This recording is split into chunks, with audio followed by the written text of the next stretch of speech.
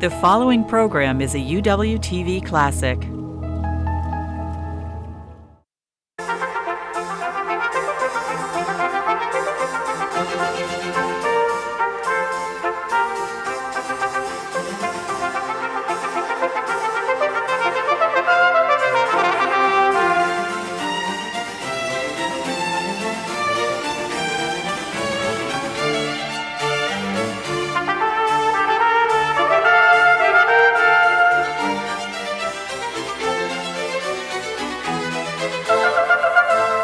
From the University of Washington in Seattle, Upon Reflection. Hello and welcome to Upon Reflection. I'm Marcia Alvar. All the world's a stage, wrote William Shakespeare, and all the men and women merely players.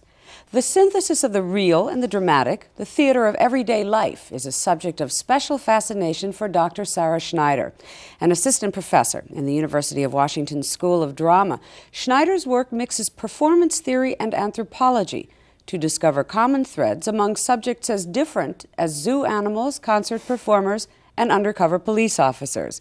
Her newest book is Vital Mummies, an exploration of the sometimes porous boundary between humans and mannequins. Welcome to Upon Reflection. I wanted you to start by talking a bit about your field, performance theory, what it is and where it fits in the world of the theater. Sure. Performance theory is this very queer amalgam of really two fields. One is theater per se, and the other is anthropology and the social sciences more broadly construed. And it comes and it takes the sort of traditional art historical approach to what happens on stage and asks more contextual questions about how that production got there, who are the people who produced it, who is it received by, and what are the conditions under which all of those activities happen. Is the work always reflective of something that's done, or does it also inform work that's being produced? The performance theory work. That's a very good question. Very frequently one feels that scholars in performance theory are just talking to each other. But what's been happening, I think, in the larger experimental theater world, at least in the last 30 years or so, is that many people who are working in experimental theater and in performance art are also significant scholars in their own right. So they write about their own work, they write about each other's work, and so the boundary between scholarship and performance itself has become very porous. Is it a hard field to, for example, your parents? I mean, it's one thing to get a part in Cats or something like that, but to explain what you do is kind of difficult. It's kind of difficult. Well, I remember a conversation that I had with my family in which I was explaining that I'd just been introduced to the field of semiotics and tried to explain what semiotics was to them. And I remember my father turning his head and kind of cocking it to one side and saying, "You mean they'll pay you for that?" People make their living this way.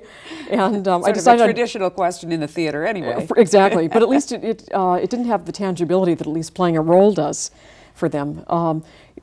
There being a book, I think, helps a good bit, and explaining that it springs off of fields that have some renown to them also helps, I think, to explain to people what I do. In the introduction, I mentioned 3 areas of performance that you've studied. Concert singers, who you don't necessarily thinking of doing a lot of visual things. Zoo animals and undercover police officers. What is the common thread that you study? The common thread among them. Typically what I like to look at is theater events that happen outside the frame of what's traditionally called theater. And I've been very interested in what I've thought of as the minimal bounds of performance, the very teeniest amounts of performance that you can have and still analyze what's going on there. And what interested me, for example, about the physical aspects of how concert singers convey character. I was interested in that topic because concert singers often have to perform 20 characters in the space of an hour if they're doing 20 songs that last 3 minutes each or so. They have very minimal means by which they can convey that they've shifted period, character, point of view, audience, interlocutor, those kinds of issues.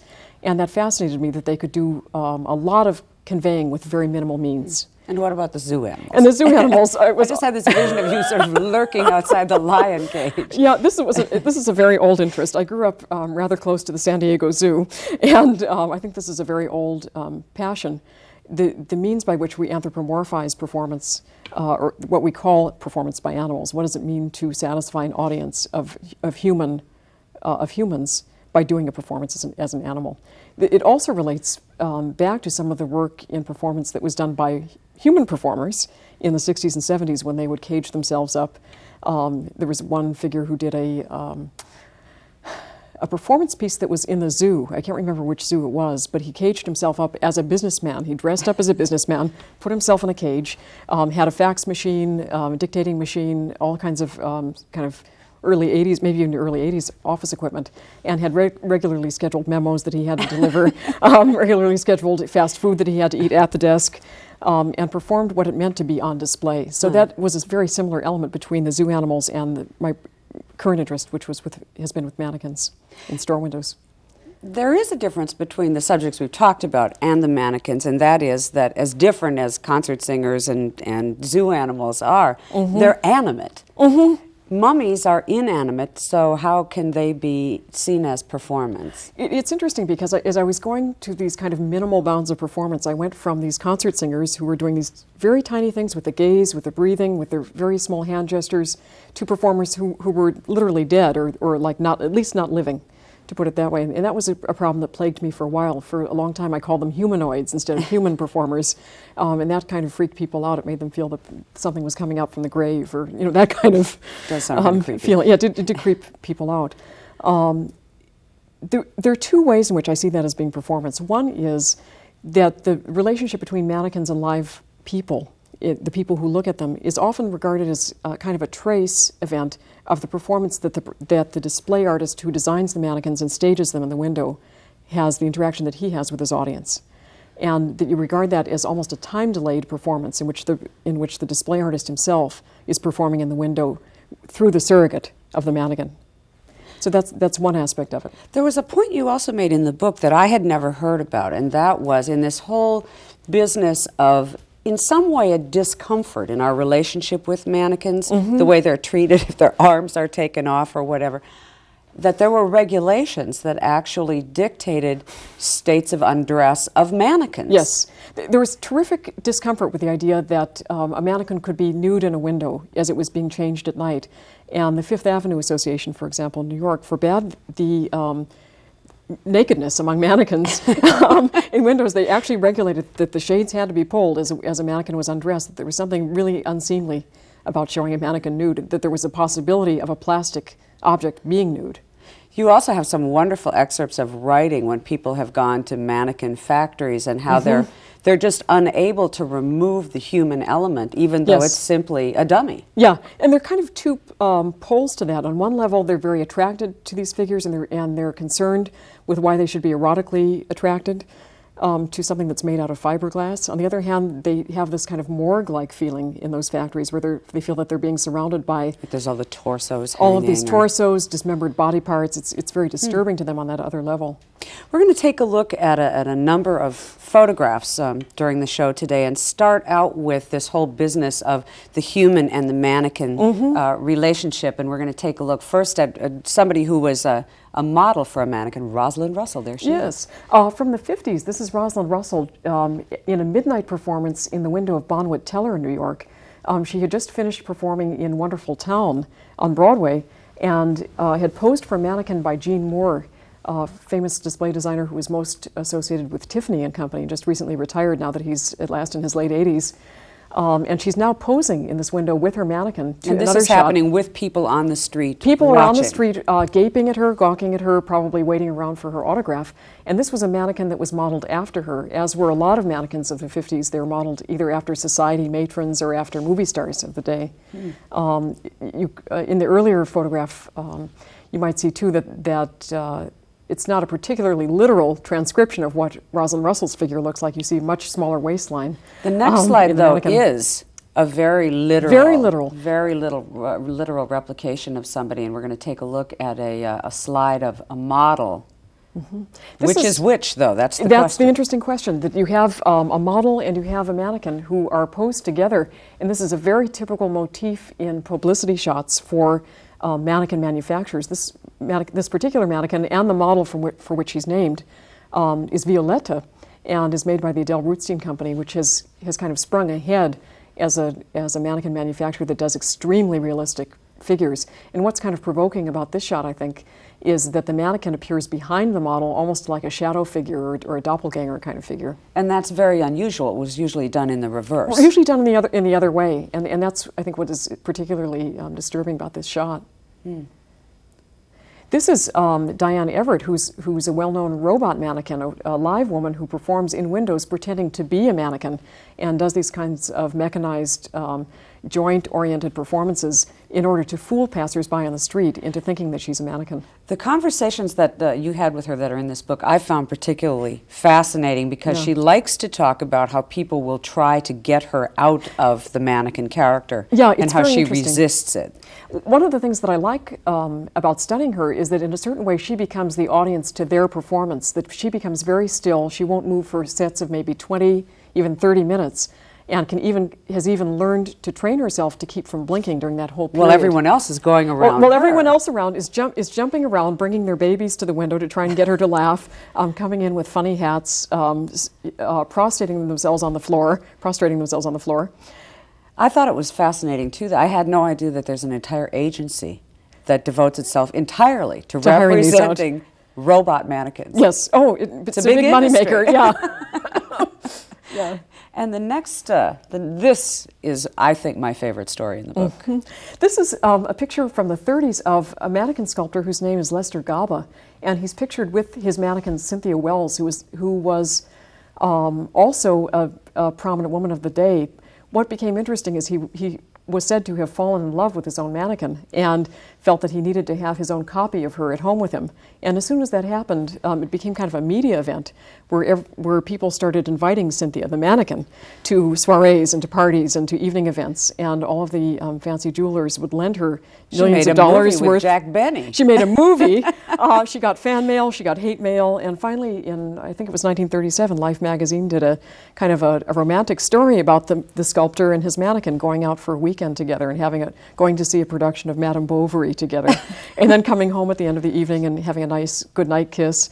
And then he dismembers her and sticks her in bags. And the consummation of the whole event is that he takes her apart and puts her in little black sateen bags so that she can be safe for the night. So it's a wonderful story, and we should mention, of course, that Cynthia's engagement was announced by Luella Parsons to Charlie McCarthy. Yes, very appropriate. And she did come to a rather sad end, but we'll have to leave that for people to read the book and find out. Talking about mannequins, and we have more pictures to look at, but we haven't yet hit the golden age of window display. And that takes place in the 70s. Why then? What forces all conspired to make that happen? Happening then. A couple of things were going on then. One is there was a lot of work in body art during that period, and a lot of people thinking about how do you use the body to refer back to itself and to do some interesting things. People doing work with sunburning themselves, for example, as artworks, as a kind of body sculpture. If you can do that to a work outside yourself, why not change your body itself by going on a diet, by sunburning yourself, by changing something about your body, pulling a tooth out and calling that art. You also drew some, I think, very provocative parallels between what was going on with museums and big blockbuster museum shows that really had some kind of impact and interrelationship with store windows. Yes, there was a lot of sense that there was kind of an interweaving of the fine art world and the commercial arts world. And many of the people who later became known as, or at the same time were known as pop artists in particular, or fine artists, made their livings, their day jobs were in window display. And Andy Warhol, people like Andy Jasper Warhol, Johns, Robert Rauschenberg. Exactly. That was their day job, to work in window display. So those themes kept crossing over back and forth quite a bit. And then there were performance artists who then came to the windows and wanted to do their artworks in commercial windows. We're going to take a look at some of the things from the heyday, but we actually begin in the 60s with someone who was extremely famous, very influential in terms of modeling, and take a look at a slide of Twiggy. Now, what, besides the fact that she was very young and very skinny, did she contribute to this? Well, those were actually very significant because to have a mannequin who's suddenly, say, 20 or 30 years younger than the typical mannequin of the day is a big statement. And to have someone who's, 30% lighter is also a big statement. It's hard to see in this shot, but she actually has her knees kind of knock-kneed and pigeon-toed in there. The stance that she had was very different. interesting. You see a woman who's kind of off-kilter, the suggestion of motion is in this figure, rather than having a sort of generic figure that could be demonstrating appliances or wearing a suit or doing any number of things. Twiggy is a very specific figure. Up until now, all the slides we've seen have been white mannequins. Yes. And we're now looking at, this is the first black It's mannequin? actually not the first black mannequin. Many companies have wanted to claim that they were the first to make a black mannequin. And in fact, probably, as far as I can tell, the 30s was when we saw the first black mannequin, actually. That is around the same time as Twiggy in the late 60s, and this was called Luna. And it was very interesting in terms of racial stereotypes and that kind of thing. To look at this mannequin, she was pronounced to be innovative because she was distinctively black, because she was a movement-oriented mannequin. There was that stereotype that she had a feline kind of stance. So she's very cat-like. Very cat-like. She came in a number of different poses that were all very specific in movement terms, that she looked like a jazz dancer, in essence. And that became questionable for a lot of people later on in terms of her ethnic propriety. Were black mannequins as popular? They actually weren't, and one of the interesting things about all this is that mention we've moved on here to we'll pick this. We've moved on to quite a different picture. Yeah, this is a very popular image of dead mannequins. Mostly dead women mannequins. And entirely dead. I can't think of a single dead man mannequin. But this was from the very rich period of street theater, as it was called in the mid-70s, when women in particular were shown in horizontal positions of various kinds because they had either overdosed on drugs, they had been murdered, they had committed suicide, they had gone insane. There were a lot of kind of body stories. I was mentioning body art earlier, that were told through the medium of these windows. And once designers got the hang of just laying a mannequin down and suggesting a story about how she got there, they kept repeating that motif. We can see that again in an additional image. The slide that's just coming up now. Yeah, a little harder to see, but she's face down, also flat on her front. Why were the women dead so often? One might ask that too about 19th century theater. Why were the women dead so much? It was very convenient to have a silent, inanimate, dead female in these windows. And also, in some sense, you might read it as a comforting image because of its being that familiar. It has that history. One of the things about windows is that the audience is meant to do something specific when they see them, and that means going into the store. The next image we're going to look at made me wonder whether or not people actually did that, because the merchandise is virtually invisible in this picture. Well, you asked about something, what were all the forces that were converging in the 70s that allowed this kind of work to happen? Another force was that the clothing was so poor in the 70s that very little of the window display actually featured it in any central kind of way. This is actually a window that's designed to sell bathing suits, and yet the bathing suits are hung up on pegs on the walls in very crumpled up positions, and what you actually see is mannequins sitting in individual steam baths with their heads sometimes poking out from the top, wrapped in turbans, and there isn't a bathing suit displayed on a full mannequin among them. This is where the balance between art and commerce really tipped in the direction of art. Indeed, and apparently it led to some very active audience participation. Apparently, this last shot was at Bloomingdale's in the mid-70s. And at Bloomingdale's, they would have show night when they changed the windows. On Thursday nights, they would serve popcorn, invite the people over, and do the change in the window. And these became theatrical events. And the changing of the window itself was a theatrical event. Yeah. One footnote to the set of slides that we've just seen, we didn't really get a chance to finish up on this whole matter of the acceptance of black mannequins. Yes. And was it because of body typing, or it's something else that they weren't as popular with black consumers? The interesting thing was they tried a mannequin like Luna in predominantly black neighborhoods, and what they found was black women had a harder time visualizing themselves in the image of Luna than they did in a white image, in a white high fashion image. That it was easier, perhaps because of the history of seeing high fashion white mannequins, to continue in that history. Pardon me, almost like young black girls, for a time, found it much easier to play with white dolls than with black dolls, that was a sort of a generational progression to make that transition. And as black women have come to play a larger and larger role in the fashion industry, has that changed? I haven't seen it change all that much. The one way in which that's become different is that as we've gone more and more into abstract forms and futuristic forms, one of the selling points for them is that they're ethnically nonspecific. So there's very little realistic representation of black women or of Asian women these days. It happens through this nonspecific kind of architectural finish, way of dealing with the futuristic mannequin.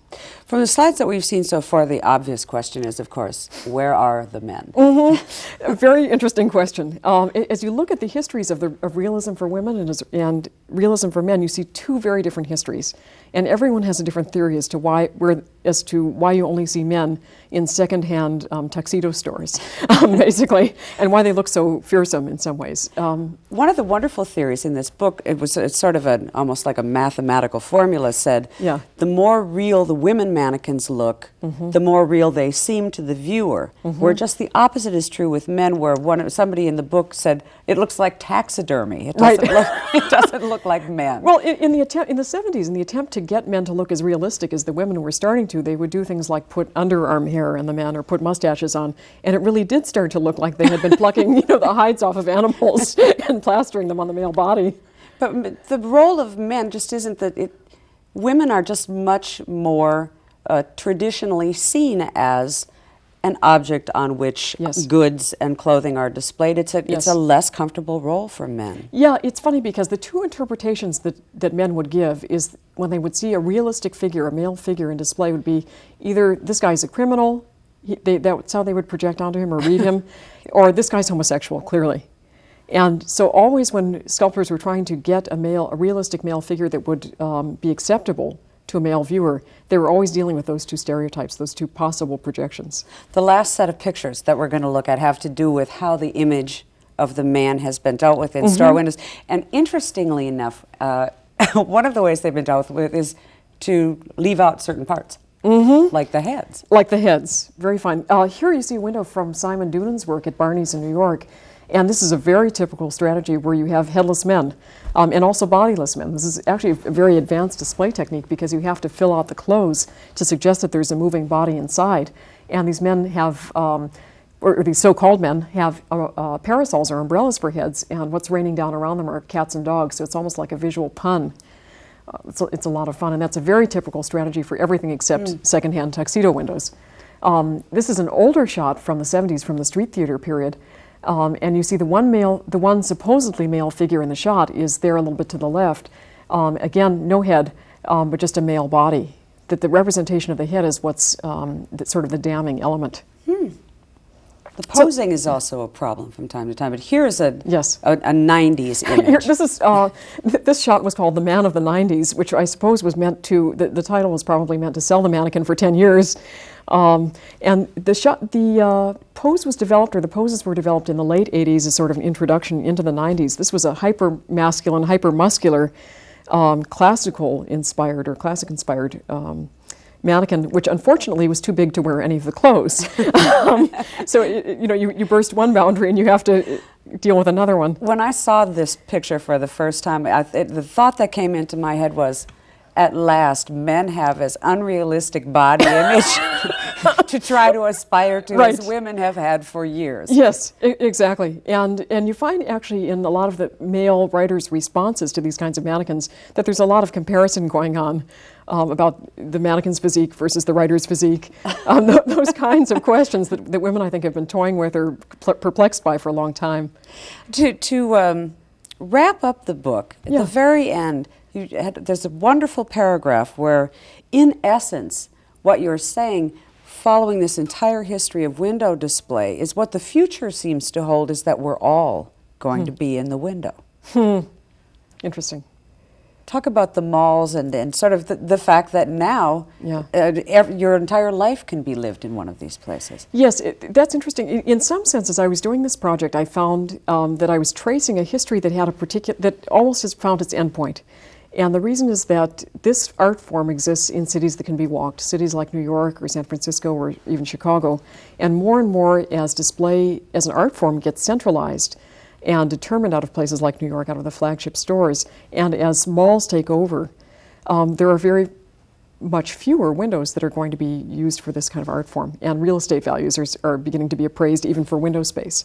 So we're looking at a form that has become theatrical within the space of the store itself, rather than merely in the space between the window and the person on the sidewalk.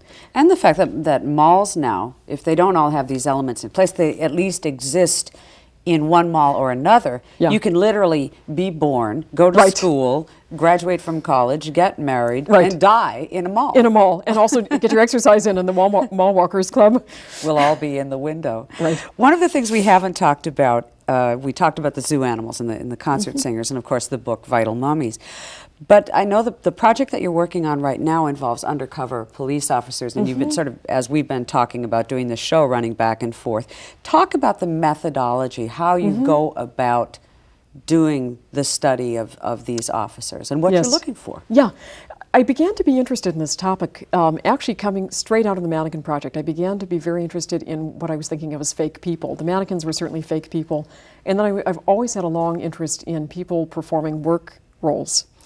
And more I was interested in these undercover workers who are now, because of crack and crack cocaine, are engaged in life or death performances. If they do not perform believably, they don't have another chance.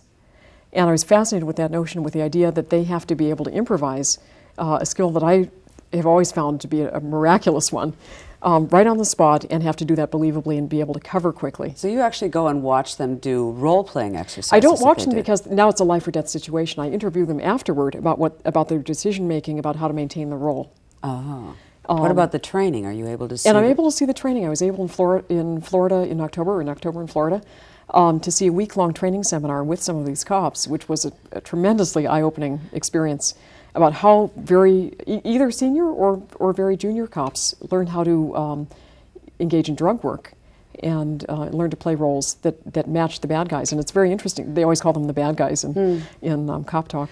In the whole idea of all the world's a stage, one of the things that's happened in that line of work is that much of it has become more visible in popular culture with reality entertainment shows Right. about police and many more police movies being made. Does that end up informing what they do? Does that get rolled into their performance? It's very, very It gets interesting. like a hall of mirrors, I would think. Isn't that interesting? Because they talk a lot in police training about this is not like the movies, this is not like the novels. In a certain sense, people are much more comfortable, much more familiar with the role-playing ideas from having seen popular culture enactments of them than from seeing each other work, because it's almost a secret set of practices that exist. And as soon as the bad guy learns what it is that they're doing, they have to discard that set of practices and move on. Once they're onto them. So it's a very secret set of practices, and the only public knowledge about it is the art forms that have been written and produced.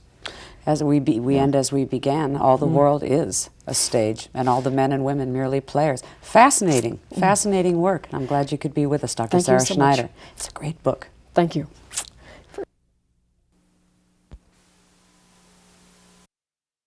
To see more UWTV classics, visit uwtv.org/classics.